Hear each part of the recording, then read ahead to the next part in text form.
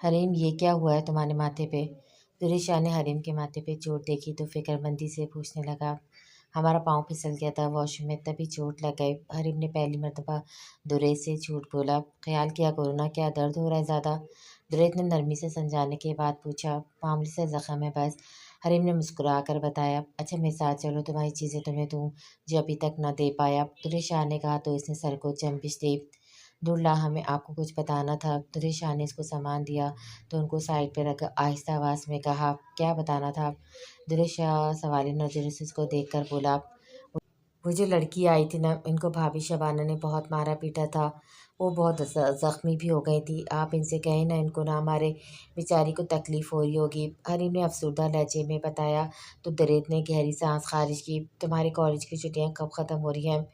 دریش شاہ اس کی بات کو نظر انداز کیے پوچھنے لگا۔ 2 دن بعد، حریم نے بتایا۔ ٹھیک ہے، اس کی تیاری رکھو، ہاسٹل میں چھوڑ آؤں گا، دریش شاہ جواباً بولا۔ آپ نے ہماری بات کا جواب نہیں دیا، حریم نے ایک بار پھر کہا۔ دیکھو حریم، تمہاری بات کا جواب فی الحال میرے پاس نہیں، تم اس معاملے سے دور رہو، اسی میں بہتری ہے۔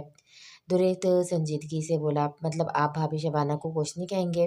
حریم کو دکھ ہوا۔ میں کیا کہوں گا، یہ عورتوں کا معاملہ ہے، میں نہیں بول سکتا، اگر کوئی بول سکتا ہے تو وہ شاذل ہے جو ابھی یہاں نہیں، دریش نے بتایا۔ تو آپ شاذل لالا سے کو آگاہ کریں نا، حریم نے مشورہ دیا۔ تم اپنی پڑھائی پہ دھیان دو حریم، دریش نے اس بار سختی سے ٹوکا تو وہ اپنا سر جھکا گئی۔ اب کہاں ہو لالا؟ آروش نے کال پہ شاذل شاہ سے پوچھا۔ اسلام آباد، شاذل نے سنجیدگی سے مختصر جواب دیا۔ کیوں؟ آروش نے دوسرا سوال کیا۔ کیونکہ میں یہی ہوتا ہوں، گاؤں آ کے سوائے ڈپریشن کے کچھ اور نہیں ملتا۔ پتہ نہیں تم سب کیسے رہ رہے ہو ایسے اصولوں پر، میرا تو کچھ ہی پل میں دم گھٹنے لگتا ہے۔ کیسی زندگی ہے جہاں دوسرے لوگ ہماری زندگی کے فیصلے کر کے ہم پہ مسلط کر رہے ہیں۔ شاذل شاہ سخت بیزار معلوم ہو رہا تھا۔ آپ اپنی امانت تو لے کر جائیں، پھر آپ کی مرضی، اسلام آباد رہیں یا کہیں اور، آروش نے سنجیدگی سے کہا۔ کون سی امانت؟ شاذل شاہ اس کی بات سمجھ نہیں پایا۔ آپ کی بیوی؟ آروش کی بات پر اس کی آنکھوں کے سامنے سارا واقعہ ایک بار پھر تازہ ہوا۔ بکواس ہے، میری کوئی نہیں ہے، میری کوئی بیوی نہیں ہے، میں تو شادی کے سخت خلاف تھا، سوچ لیا تھا کبھی شادی نہیں کروں گا، پر اس دن جو میرا تماشا ہوا میں کبھی نہیں بھولوں گا اور نہ کبھی گاؤں آنے کی حماقت کروں گا۔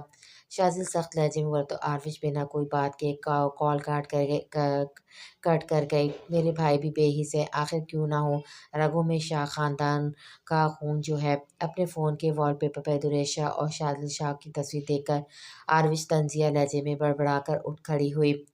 وہ باہر آئی تو ماہی کو کراتے پایا جو تکلیف میں ہونے کے باوجود حویلی کے بڑے سے ہال کو پوچھا لگا رہی تھی۔ آروش نے تعجب سے اس کو پھر ملازموں کو دیکھا جو سر جھکا کر خاموش کھڑی تھی۔ جہاں پہلے حویلی کے ہال کی صفائی 5 سے 6 عورتیں کیا کرتی تھیں، آج اکیلی کمزور سی ماہی کو یہ کام سونپا گیا تھا بنا اس کی طبیعت کا لحاظ کیے۔ صوفے پہ بیٹھ جاؤ، آروش سیڑھیاں اترتی ماہی کے ہاتھ سے کپڑا لے کر بولی تو ماہی نے آنسو سے بھری آنکھوں سے اس کی جانب دیکھا جو سپاٹ تاثرات لیے کھڑی تھی۔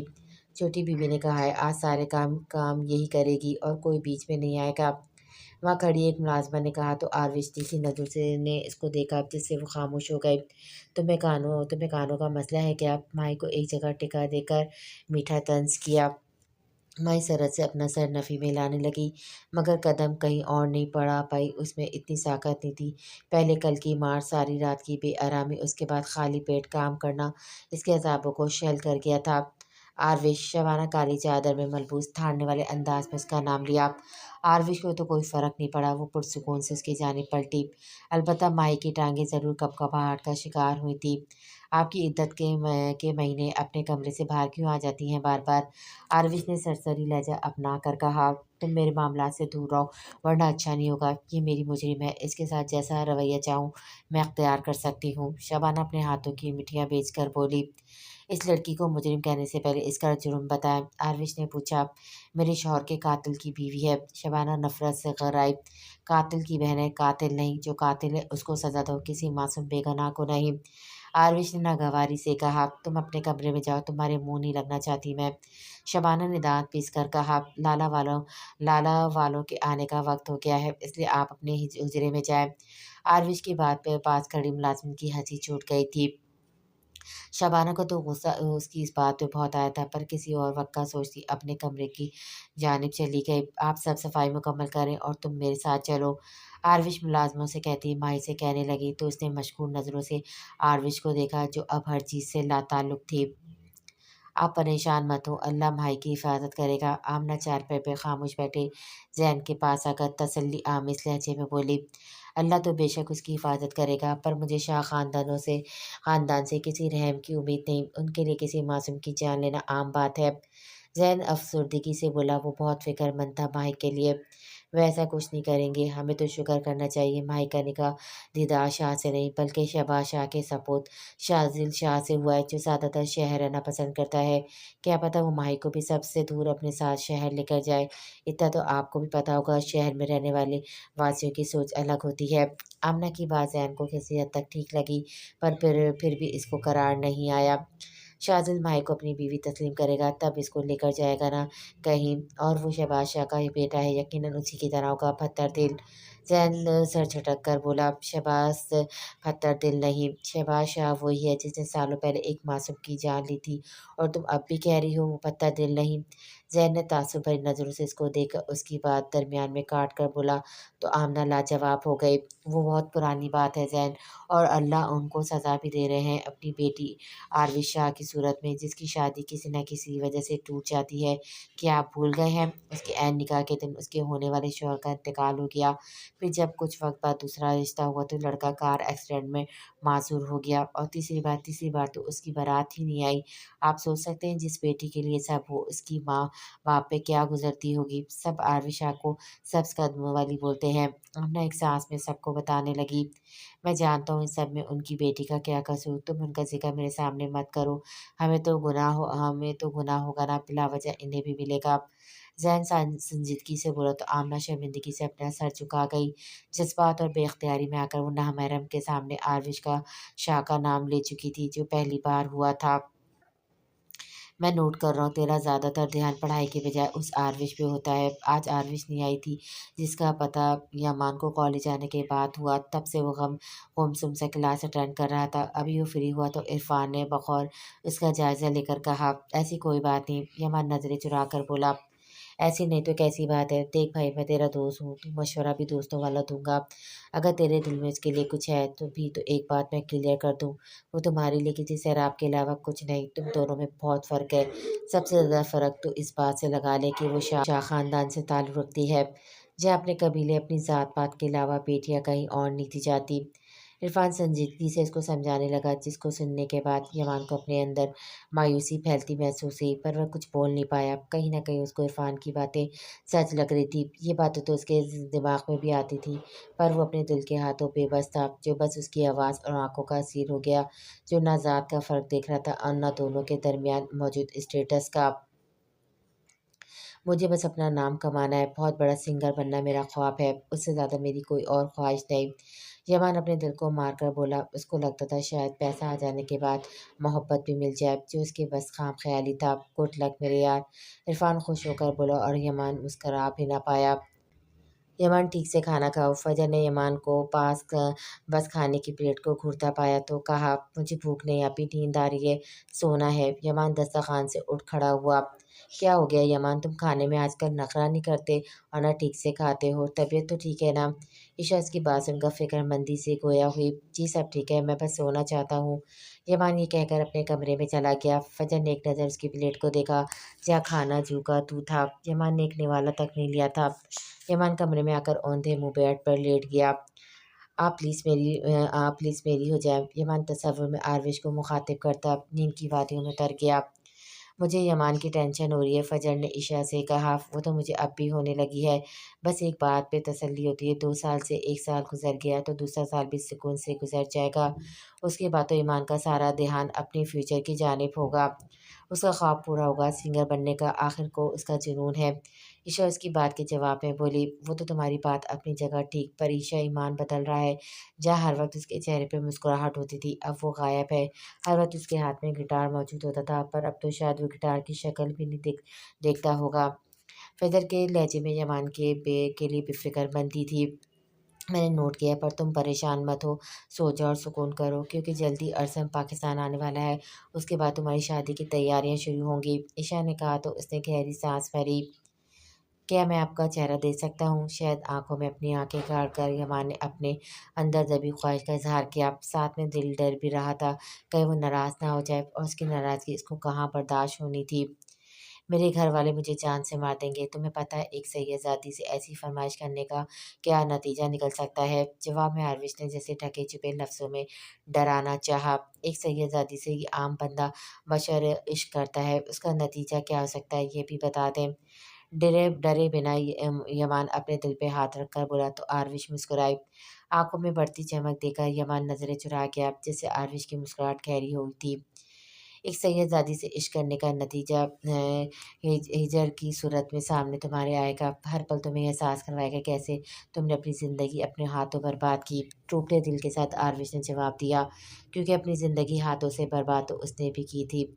عشق میں جدائی موت کے مترادف ہوتی ہے، کیا کوئی اور سزا نہیں؟ کیونکہ میں اتنی جلدی بے موت مرنا نہیں چاہتا، مجھے آپ کے ساتھ بہت سارا جینا ہے اور اپنی زندگی میں اپنا نام بنانا ہے۔ یمان کا دل کانپا تھا ہجر کے نام پر۔ موت سے ڈرتے ہو؟ یہ تو برحق ہے، آروش تھوڑا جھک کر دلچسپی سے پوچھنے لگی۔ بے شک موت برحق ہے، پر ابھی ہماری عمر ہی کیا ہے؟ یمان نے جواز پیش کیا۔ یہ تو ہے، تم کالج بوائے ہو اور میں کالج گرل، تو یہ بتاؤ کیا اس عمر میں تمہیں پیار کرنا زیب دیتا ہے؟ آروش نے جیسے مذاق اڑایا۔ پیار نے عشق کرتا ہوں میں آپ سے، اور میرے دل نے عشق کرتے وقت میری عمر نہیں دیکھی۔ یمان کی حاضر جوابی سن کر آروش کھلکھلائے۔ اب مجھے جانا ہوگا، اگر کسی نے مجھے تمہارے ساتھ دیکھ لیا تو مسئلہ ہو جائے گا۔ آروش اٹھ کر کھڑی ہوئی تو یمان نے بے اختیار اس کے داستانے پہنے ہاتھ پر اپنا ہاتھ رکھا۔ تھوڑی دیر اور باتیں کرتے ہیں، کالج میں تو آپ یکسر اجنبی بن جاتی ہیں، بس چھٹی کے وقت یہ کچھ گھڑی نصیب ہوتی ہے۔ اپنا ہاتھ دور کرتا یمان جیسے التجا کرنے لگا۔ تمہاری تھوڑی دیر ٹلتے دن تک ختم نہیں ہوگی۔ کالج میں اجنبی بننے کا سبب یہ ہے کہ تمہیں اپنی جان پیاری نہیں، پر مجھے تمہاری جان عزیز ہے، اس لیے ایک بار پھر کہوں گی اپنا راستہ بدل دو، کیونکہ میری طرف آنے کا راستہ سوائے کانٹوں کے کچھ نہیں۔ تمہارے پیر بس مجھ تک پہنچنے تک لہولہان ہو جائیں گے، پر منزل تمہیں ملے گی بھی نہیں یا نہیں؟ آروش جیسے تھک چکی تھی۔ آپ مایوسی والی باتیں کیوں کرتی ہیں؟ کیا میری چاہت یک طرفہ ہے؟ ڈرتے ڈرتے سوال پوچھا گیا۔ میرے بس میں ہوتا تو تمہاری چاہت یک طرفہ ہوتی، کیونکہ سید زادیاں نامحرم سے پیار یا باتیں نہیں کرتی، پر میں اس گناہ کا مرتکب بن چکی ہوں۔ آروش کا جواب سن کر یمان سرشار ہوا تھا تو کہیں پریشان بھی۔ آپ کو ہمارا ملن ناممکن کیوں لگتا ہے؟ ہمیشہ سے کیا جانے والا سوال یمان نے ایک بار پھر کیا۔ کیونکہ شاہ خاندان میں شادیاں شاہ خاندان کے اندر ہی ہوتی ہیں۔ آروش کا لہجہ اداس ہو گیا تھا۔ آروش، یمان نیند میں خواب دیکھتا یکدم اٹھ بیٹھا۔ یا اللہ، یہ کیسا خواب تھا؟ یمان اپنے ماتھے سے پسینہ صاف کرتا ہوا بڑبڑایا۔ اس کا دل زور زور سے دھڑک رہا تھا، اس کو یقین نہیں آ رہا تھا کہ اس نے خواب میں آروش کو دیکھا۔ اپنی خواہش کو یاد کر کے یمان کے چہرے پر مسکراہٹ آئی۔ میرے دل میں تو کبھی خیال نہیں آیا کہ ان کا چہرہ دیکھ لوں۔ یمان اپنے بالوں میں ہاتھ پھرتا خود سے بولا، وہ تو خواب میں بھی مجھ سے پردہ کر رہی تھی۔ یمان اچانک ہنس پڑا، مجھے تمہاری جان عزیز ہے۔ خواب میں آروش کا کہا جملہ اس کو یاد آیا تو ایسی خوشی محسوس ہونے لگی جیسے آروش نے سچ میں اس سے کہا ہو۔ کیا کبھی اصل میں وہ مجھ سے ایسی بات کریں گی، یا ان کو میں عزیز ہوگا، یا مجھے وہ حق حاصل ہوگا جو میں ان کے ہاتھ میں اپنا ہاتھ رکھ سکوں؟ یمان کے دل میں ایک کے بعد ایک خیال آ رہا تھا، جس کا جواب اس کے پاس نہیں تھا۔ ہاسٹل جاری ہو؟ آروش حریم کے کمرے میں آئے تو اس کو بیگ میں کپڑے ڈالتے دیکھا تو پوچھا، جی۔ حریم مختصر جواب دے کر اپنے کام میں لگ گئی۔ ناراض ہو؟ آروش نے اس کے سنجیدہ تاثرات دیکھے تو اندازہ لگایا، ورنہ وہ بھی جانتی تھی کہ حریم سچ میں اس سے ناراض ہوگی۔ بہت دنوں سے اس کے ساتھ بات چیت بھی کم کر لی تھی۔ ہم کیوں آپ سے ناراض ہونے لگے؟ حریم عام انداز میں بولی، ادھر میری طرف دیکھو۔ آروش اس کے ہاتھ سے کپڑے لے کر بیڈ پہ رکھے اس کا دھیان اپنی طرف کیا۔ ہمیں لیٹ ہو رہا ہے، دور لانا نے جلدی تیار ہونے کو کہا تھا۔ حریم نے سنجیدگی سے کہا، دیکھو حریم، ناراض یا اداس مت ہو، تم ابھی چھوٹی ہو، تمہیں ابھی کچھ ٹھیک سے نہیں پتا، اس لیے تم بھابھی یا شبانہ یا کسی کے معاملے میں مت بولو، ورنہ وہ تم پہ بھی غصہ کرے گی۔ تبھی درید لالا بھی تمہیں ہاسٹل بھیج رہے ہیں۔ آروش نے پیار سے سمجھایا، ہم پہ غصہ اس لیے ہوں گے کیونکہ ہم اس حویلی کے مکین نہیں۔ حریم تلخ لہجے میں بولی، حریم یہ کیا بول رہی ہو؟ ایسا کس نے کہا کہ تم اس گھر کی فرد نہیں؟ آروش نے سخت لہجہ اپنایا، یہ ہماری ماں کا گھر ہے، ہمارے باپ کا نہیں، اور بیٹیاں تو باپ کے پاس ہوتی ہیں، ایک ہم ہے جو ددیال ہونے کی بجائے اپنے ننیال میں ہے۔ حریم کسی مجرم کی طرح بولی، تمہاری ماں کا گھر ہے تو وہ ماں کس کی ہے؟ آروش نے اس کو دیکھ کر پوچھا۔ ہماری۔ حریم بنا تاخیر کیے بولی، وہ اگر تمہاری ماں تھی تو یہ بات بھی جان لو، ان کی ہر چیز پہ صرف تمہارا حق ہے، یہ حویلی، اس میں تمہارا حصہ بھی اتنا ہی نکلتا ہے جتنا کہ بابا سائیں چچا جان والوں کا نکلتا ہے، کیونکہ پھپھو جان کا جو حصہ تھا وہ تمہیں ہی ملے گا نا، آخر کو تم ان کی اکلوتی اولاد ہو، اس سے دوبارہ یہ مت کہنا کہ تم اس گھر کی مکین نہیں یا تمہاری یہاں کوئی جگہ نہیں، کیونکہ جتنی جائیداد تمہاری ہے نا اتنی تو دریت لالا یا شاذلی لالا کی بھی نہیں، وجہ یہ کہ تمہارے باپ کی جو جائیداد تھی اس میں بھی ان کے مرنے کے بعد تمہارے حصے میں آئی تھی، وہ تمہیں تب ملے گی جب تم 18 سال کی ہو جاؤ گی۔ آروش نے کہا تو آخری بات پہ حریم ہنس پڑی، اس کو ہنستا دیکھ کر آروش نے سکون بھری سانس خارج کی۔ ہمیں تو پتہ ہی نہیں تھا ہماری اتنی جائیداد بھی ہے، حریم پرانی ٹون میں آ کر بولی، اب تو پتہ چل گیا نا، اب بتاؤ یہ تم سے کس نے کہا تھا کہ تمہارا یہاں رہنا کوئی حق نہیں؟ آروش نے جاننا چاہا تو پھر سے مایوس ہوئی۔ ناظرین آپ ہی بولتی ہیں کہ ہم ان کے ٹکڑوں پہ پلتی ہیں، ہمارا کوئی حق نہیں، اور وہ چاہتی ہیں ہم دلہ سے بھی دور رہا کریں۔ حریم نے سر جھکائے کہا، حویلی میں تمہیں کوئی کچھ بھی کہے ان کی بات پہ توجہ نہ دیا کرو، آخر تمہیں پھر بھی انسیکیورٹی فیل ہوتی ہے تو میں بابا صاحب سے بات کروں گی، وہ پھپھو مریم کا حصہ تمہارے نام کروا دیں، ویسے بھی 7 ماہ بعد تم نے 18 سال کا ہو جانا ہے۔ آروش نے بغور اس کی جانب دیکھ کر کہا، ایسی بات نہیں آپی، ہم نے کیا کرنا ہے ان کا، آپ بس ایسی ہی ہم سے پیار سے باتیں کیا کریں، ہمیں اچھا لگتا ہے، اور ہم ہمیشہ سے آپ جیسا بننا چاہتے ہیں جیسی آپ ہیں۔ میں قسمت، اللہ نہ کرے تم میری جیسی زندگی گزارو یا میری طرح قسمت پاؤ۔ حریم کی بات بیچ میں کاٹتی آروش دھل کر بولی تو حریم ناسمجھی سے اس کو دیکھنے لگی، پر اس کے سوال کرنے سے پہلے کمرے کا دروازہ نوک ہونے لگا۔ حریم بی بی نیچے آئے، آپ کو دریش شاہ بلا رہے ہیں۔ ملازمہ کی بات پہ حریم نے سر پہ ہاتھ مارا، انہیں کہیں میں پردہ کر کر آتی ہوں۔ حریم اتنا کہتی الماری سے اپنا عبایا نکالنے لگی، دوسری طرف اس کی چھوٹی سی بات نے آروش کو زخمی کر دیا تھا۔ ماضی۔ اماں جان آپ بات کریں نا بابا صحیح سے، مجھے آگے پڑھنا ہے۔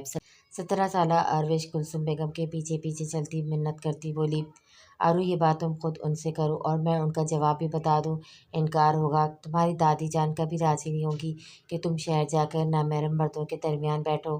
کلثوم بیگم نے صاف انکار کیا، آپ بابا صحیح سے بات کریں، دادی جان کو منانا پھر بابا صحیح کا کام ہے۔ آروش نے مزے سے کہا، بہت بگڑتی جا رہی ہو آرو، تمہیں معلوم ہے نا، تمہیں ہمارے یہاں لڑکیاں باہر جا کر نہیں پڑھتی۔ کلثوم بیگم نے گھور کر کہا، تو آپ میٹرک کے بعد کا بھی یہاں کالج اور یونیورسٹی بنا دیں تاکہ لڑکیوں کو باہر نہ جانا پڑے، پر تب تک کی تو اجازت دیں، لالا دریت اور شاذلی لالا بھی تو آکسفورڈ یونیورسٹی گئے ہیں نا، مجھے آپ کی کراچی جانے نہیں دے رہے کیونکہ میں لڑکی ہوں، آج بتا ہی دیا مجھ سے کوئی پیار ویار نہیں کرتا۔ آروش اپنے نادیدہ آنسو صاف کرتی منہ بھسور کر بولی، آ جائیں شاہ صاحب، کرتی ہوں بات۔ کلثوم بیگم کی باتوں خوشی سے اچھل پڑی، او اماں جان آئی لو یو، آروش کے گال پہ بوسہ دے کر بولی تو وہ مسکرا اٹھی۔ یہ لڑکی کہاں جا رہی ہو؟ آروش جو بھاگم بھاگ اپنے کمرے میں جا رہی تھی، اپنی دادی مہتاب کی آواز پہ اس کے قدموں پہ بریک لگی، جو ہال میں بیٹھی روبدار نظر سے اس کو گھور رہی تھی۔ پاس ان کے 10 سالہ حریم بیٹھی ہوئی تھی جو چاکلیٹ کھانے میں بری طرح مصروف تھی۔ السلام علیکم دادی جان، میں اپنے کمرے میں جا رہی تھی۔ آروش ان کے پاس بیٹھ کر بولی، یہ کیا تمہارے دماغ میں اب خناس بھرا ہے شہر جانے کا؟ مہتاب بیگم تیکھے چتونوں سے اس کو گھور کر بولی تو آروش کو اپنے آس پاس خطرے کی گھنٹی بجتی سنائی دی۔ اس نے ٹیڑھی نظر سے پاس بیٹھی حریم کو دیکھا، اس کے بعد اتنی چاکلیٹ اور چپس دیکھ کر وہ سمجھ گئی حریم نے چوکلی دی ہے۔ اکثر مہتاب بیگم حریم کو چاکلیٹ کی لالچ دے کر آروش کی جاسوسی کرنے کا کہتی تھی، جس پہ معصوم سی حریم چاکلیٹ کی وجہ سے بڑے اچھے طریقے سے آروش کی پل پل کی خبر مہتاب بیگم کے گوش گزار کرتی تھی۔ دادی جان مجھے آگے پڑھنا اور یہ بات میں سب کو واضح طور پہ بتا چکی ہوں۔ آروش ادب کے دائرے میں بولی، دیکھو آروش، مانا کہ تمہاری ہر بات مانی جاتی ہے اس حویلی میں اور تمہارا باپ تمہاری ہر خواہش کا احترام کرتا ہے، ایک طریقے سے یہ بھی ٹھیک ہے، اکلوتی بیٹی ہو اس کی، پر یہ تمہاری کوئی نہیں مانے اس لیے دماغ سے نکال دو۔ مہتاب بیگم نے سخت لہجے میں کہا، کیوں نہیں مانی جائے گی؟ آگے پڑھنا کوئی گناہ ہے اور نہ میری ناجائز خواہش۔ آروش سنجیدگی سے بولی، مردوں کا مقابلہ مت کرو، مہتاب بیگم نے اس کو دھاڑا۔ मुझे मर्दों का मुकाबला करने का शौक भी नहीं दादी जान। मैं बस आगे पढ़ना चाहती हूँ और उस ख्वाहिश से ये ज़ाहिर नहीं होता कि मैं मर्दों से मुकाबला कर रही हूँ। आरविश इतना कहती हुई उठ खड़ी हुई। शहबाज ने तुम्हें बहुत छूट दे रखी है। जब भी अपने बाप की माँ से आंखों में आंखें डालकर बात कर रही हो, आने दो उसको, कहती हूँ तुम्हारी शादी करवा दे के अकल ठिकाने पर आए। मेहताब बेगम की सीरिया बात पे आरविश को हंसी आई। ठीक है, फिर मैं उसके साथ शहर जाऊंगी, हम मिलकर पढ़ाई करेंगे। आरविश आंख विंक करती बोली तो उसकी बेबाकी पे मेहताब बेगम का मुंह पूरा का पूरा खुल गया। उससे पहले वो अपने सामने पड़ी चप्पल उसके चितरौल करती। आरविश हरीम के पास पड़े चॉकलेट के डिब्बे से 3 चॉकलेट्स निकाल कर ऊपर को भागी, जिससे हरीम ने रोना डाल दिया। हाय कमबख्त, मेरी बच्ची को रुला दिया। मेहताब बेगम हरीम को चुप करवाने की कोशिश में हल्कान होती तेज आवाज में आरविश से बोली, जो उनकी बात से बेनियाज कमरे में आकर आराम से चॉकलेट खाने लगी। अरे मेरी बच्ची, इतने बड़े डिब्बे में से अगर 3 चॉकलेट्स चली जाएंगी तो कौन सी कयामत बर्पा होगी जो रो रो के मेरी जान ढाल कर रही हो। हरीम जो रोने से बात नहीं आ रही थी, मेहताब बेगम उसको चुप करवाती तंग होकर बोली, जिससे हरीम और जोरों से रोने लगी। क्या हुआ मसाई, क्यों रो रही है हरीम? कुलसुम बेगम उनके पास आती परेशान से बोली, तुम्हारी बेटी की मेहरबानी है। ओ ओ ओ जितना कद हो गया, मगर मजाल है जो अकल नाम की कोई चीज़ उसमें मौजूद हो। मेहताब बेगम गुस्से से बोली, क्या कर दिया अब उसने? कुलसुम बेगम ने जानना चाहा। हरीम की चॉकलेट उठाकर गई है, भला उसको क्या जरूरत थी? इतनी चीज़ें तो पड़ी हैं उसके कमरे में, फिर इस बच्ची की चीज़ों में क्यों नज़र डालना? उन्होंने बताया तो क्या हुआ, आरोपी तो अपनी चीज़ें इसको देती है। कुलसुम बेगम कुछ शर्मिंदा हुई। ना बीबी ना, तुम्हारी बेटी अपनी चीज़ें किसी को देना तो दूर की बात दिखाती भी नहीं है। मेहताब बेगम उनको घूर कर बोली तो कुलसुम बेगम ने जाने में ही आफियत समझी। ये क्या हरकत की तुमने? नीचे कुलसुम बेगम सीधा आरविश के कमरे में आई, जो मज़े से चॉकलेट खाती साथ में अपने कमरे में मौजूद टीवी पे कार्टून देखने में मसरूफ थी। दिल किया चॉकलेट खाने का तो हरीम से ले ली, उसमें कौन सी बड़ी बात है। Sharing is caring. आरविश ने बताया, तुम्हारे पास भी तो होगी, वो बच्ची है आरू। कुलसुम बेगम ने समझाया, कोई बच्ची बच्ची नहीं, आफत है पूरी मेरी बातें दादी को बताकर उनकी फेवरेट बन गई है। आरविश मुंह के ज़ाविये बिगाड़ कर बोली, तो क्यों ना उनकी फेवरेट हो, आखिर को अम्मा साई की अकलौती बेटी की निशानी है। कुलसुम बेगम ने घूर कर कहा, तो मैं कब एतराज़ कर रही हूँ, मैं बस ये चाहती हूँ दादी मेरी ख्वाहिश के दरमियान रुकावट ना बने। आरविश ने संजीदा से कहा, तुम्हारी शादी की उम्र है। तौबा करें अम्मा जान, 17 की हूँ, बस अभी मेरे पढ़ने की उम्र है, ना कि शादी वगैरह की। आप अपने बेटों की फ़िक्र करें जिनका शादी करने का दूर दूर तक कोई इरादा नहीं। आरविश उनकी बात दरमियान में काटती कानों को हाथ लगाकर बोली, तो कुलसुम बेगम खामोश हो गई। हाल गाड़ी रुकी तो हरीम ने दूल्हे शाह की जानिब देखा, जो उसी को ही देख रहा था। चलती हूँ दुल्ला, पर आपसे एक दरख्वास्त है, उस लड़की को जुल्म सहने से बचाएं। आप खुद ही तो बताते हैं, जुल्म करना, जुल्म सहना और किसी पे जुल्म होता देखना, उस जुल्म के खिलाफ आवाज़ न उठाना गुनाह के ज़मरे में आता है। तो प्लीज़ आप कुछ करें, क्योंकि आप किसी पे जुल्म ना भी करें तो आपसे अल्लाह ताला पूछेगा। जब आपने किसी मासूम पे जुल्म होता देखा तो खामोश क्यों रहे, इसको बचाया क्यों नहीं? हरीम संजीदगी से कहती गाड़ी से उतर गई। पीछे कितनी देर दुरेद शाह साकित सा उसकी बातों पर गौर करता रहा। उसको हरीम से इतनी गहरी बातों की उम्मीद नहीं थी। कुछ सोचकर इसने अपना सेल फ़ोन उठाकर शाजिल शाह का नंबर डायल किया, जो पहली बेल पर रिसीव हो गया था। शाजिल कुछ कहता जब दुरेद शाह सख्त लहजा अपनाता उससे बोला, कहाँ मुँह काला कर रहे हो? शाजिल जो एक हाथ से कान में लगे एयरफोन को ठीक कर रहा था, दूसरे हाथ से चेहरे पे साबुन लगा रहा था। खुद से बड़े भाई की धाड़ पर उसने सामने मिरर में अपना खूबसूरत वजिया चेहरा देखा, फिर कहा, साबुन से चेहरा चमका रहा हूँ। बकवास बंद करो, कल तुम मुझे हवेली में नजर आओगे, अगर नहीं तो कल मेरे आदमी घसीट कर लाएंगे। दूसरी तरफ दुरेशा सख्त लहजे में हुक्म देने के बाद कॉल काट दी थी। हवेली, शाजिल बड़बड़ाया, मैंने फैसला कर लिया है, मैं कभी वहाँ नहीं जाऊँगा। शाजिल अटल लहजे में खुद से कहता दोबारा से दुरेशा को कॉल करने लगा। लाला, मैं कभी वहाँ नहीं आऊँगा, शाजिल ने संजीदगी से कहा। ठीक है मत आओ, मैं आदमी भेज दूंगा। तुरैत को जैसे कोई फर्क नहीं पड़ा। आप सबकी नज़रों में क्या मेरी कोई अहमियत नहीं है? शाज़िल को अफ़सोस हुआ था। है बिल्कुल, तभी तुम्हारा हवेली आना ज़रूरी है। अगर अपने बड़े भाई का ज़रा भी एहतराम करते हो तो मेरी बात का मान रखोगे। दुरैत ने मुस्कुरा कर कहा, ये अच्छा तरीका है इमोशनल ब्लैकमेलिंग का। शाज़िल बदमज़ा हुआ। क्या तुम रोई हो? आरवी शहबाज शाह के कमरे में आई तो उन्होंने इसका सताया हुआ चेहरा देखा तो फिक्रमंदी से गोया हुए, मैं क्यों रोऊँगी? आरज़ी बिना उनकी जानिब देखकर बोली, अब तुम खफ़ी छोड़ो, तुम्हारी बात मान तो ली है। शहबाज शाह गारा भर के बोले, क्या बात मानी आपने मेरी? वो बेचारी 1 हफ्ते से ताई जान और शबाना भाभी का टॉर्चर बर्दाश्त कर रही है। कभी आप जाकर स्टोर रूम में जाएं और देखें उसका क्या हाल किया गया है। उसके चेहरे पे जगह जगह नील के निशान है। उसमें इतनी हिम्मत नहीं कि पानी का खाली गिलास तक उठा सके, बासी रोटी तक का निवाला इसको नहीं देते, और आप कह रहे हैं कि आपने मेरी बात का मान रख लिया। वो लड़की हर वक्त हंसा हरासा रहती है, कोई नज़र आए तो थर थर काँपने लगती है, कोई आहिस्ता आवाज़ में उसका नाम ले तो उसकी जान निकल जाती है। शहबाज शाह की बात पर आरविश फट पड़ी। मुझे नहीं पता था शाज़िल ऐसा करेगा। मुझे लगा वो उसकी हिफाज़त करेगा। तभी मैंने दुर्यत के बजाय शाज़िल से उसका निकाह पढ़वाया। शहबाज शाह शर्मिंदा हुए। वो भी शाह ख़ानदान का खून है, बेहिसी तो उसके रगों में भी है। आरविश तंज़िया लहजे में कहती, जैसी पलटी कुलसुम बेगम का हाथ उसके चेहरे पे निशान छोड़ गया। चटाख की आवाज़ पे शहबाज शाह जल्दी से खड़े होते, खौंखार नज़रों से कुलसुम बेगम को देखकर आरविश को अपने साथ लगाया, जो अपने चेहरे पे हाथ रखे साकत नज़रों से अपनी माँ को देख रही थी। ये तरबियत की है हमने तुम्हारी, जो बाप के सामने ज़बान दराज़ी कर रही हो। कुलसुम बेगम उसको झंझोड़ कर पूछने लगी तो आरविश ने अपना सर झुका दिया। कुलसुम, शहबाज शाह ने उनको टोका, नहीं शाह साहब, आज आप मुझे बोलने दें। बहुत बर्दाश्त कर ली इसकी बदतमीजियाँ, इसकी हर नादानी, हर गुनाह माफ़ कर दिया ताकि ये सबक हासिल करे। पर नतीजा क्या निकला? ये आपकी बेटी हर एक से तल कलामी करती रहती है। कुलसुम बेगम आज उनसे डरे बिना बोली। आरविश मेरी जान, आप अपने कमरे में जाओ। शहबाज शाह का उसका माथा चूम कर बोले तो आरविश की आंखों से गर्म स्याल बह निकले। माफ़ कर दीजिएगा, अब कभी कोई बात नहीं करूँगी, आरविश सपाट लहजे में कहती कमरे से बाहर चली गई। आरविश को थप्पड़ मारने का हक तुम्हें किसने दिया? शहबाज सख्त तरीन लहजे में कुलसुम बेगम से बोले, मैं माँ हूँ उसकी मैं। कुलसुम बेगम को दुख हुआ, वो बस मेरी बेटी है, आइंदा ऐसी गलती की तो उसकी माफ़ी नहीं होगी। शहबाज शाह वार्न करती नज़रों से उसको देख कर बोले तो कुलसुम बेगम के अंदर कुछ छन कर टूटा। हरीम, आज तुम कुछ खामोश हो। हरीम अपने कमरे में थी जब उसकी रूममेट ताहिरा ने इसको खामोश देखकर पूछा, हाँ वो सर में दर्द है। हरीम ने मुस्कुराकर झूठ बोला, पक्का यही बात है? ताहिरा ने कंफर्म करना चाहा, हाँ बिल्कुल यही बात है, सफ़र करने से हमारे सर में दर्द पड़ जाता है। हरीम ने कहा तो उसने समझने वाले अंदाज में सर को जंबिश दी। माँ स्टोर रूम में कराती अपनी ज़िंदगी के बारे में सोच रही थी, जो क्या थी और क्या हो गई। वो हमेशा कॉन्फिडेंट रही थी, किसी से ना डरने वाली, पर अब वो हर एक से खौफज़दा होने लगी थी।